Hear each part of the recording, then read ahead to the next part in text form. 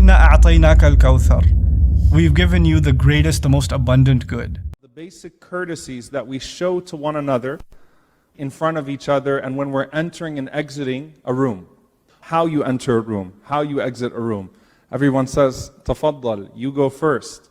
The younger person takes to one side and tries to let the elder enter in first. A person says, you're on the right side and the sunnah is that you should go first. One person holds the door for the others and says, go on out. And there is a beautiful emphasis on akhlaq, on character and on traits and in qualities, in some of these cultures in particular where it's almost to a point that it's overboard. Now you get into your cars and you start to drive out of the masjid. And you are back on your way and you're driving in the neighborhoods, driving on the highways, and that same person that if they were right in front of you, you would have held the door for, you would have said, tafaddal ammi, to the elder person, go in front of me. You would have humbled yourself and expressed just such a high level of manners and etiquette. Now that you're driving next to them, you're trying to run them off of the road. You're cutting them off. People are screaming at each other and cursing each other out. People exchange nasty facial expressions and more.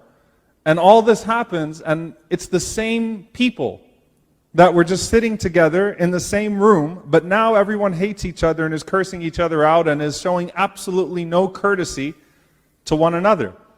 Now, this is not specific to a country or a cultural context. It's actually indicative of a human problem, which is that we tend to put on our best display of human manners when it's awkward not to show manners. When it's awkward not to show courtesy.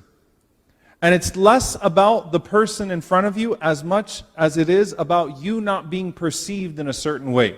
It's not necessarily that you're honoring the gray hairs of the person that's next to you, or that you're trying to honor the sunnah, because there's a sunnah that we can apply when we drive too, and when we interact with each other on the road too.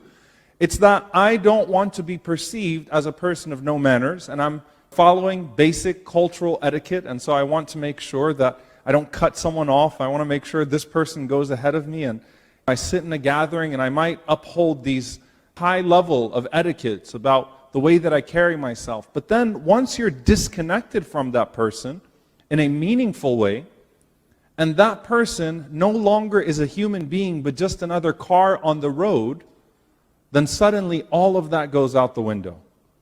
And something else happens to you. Something else takes over you.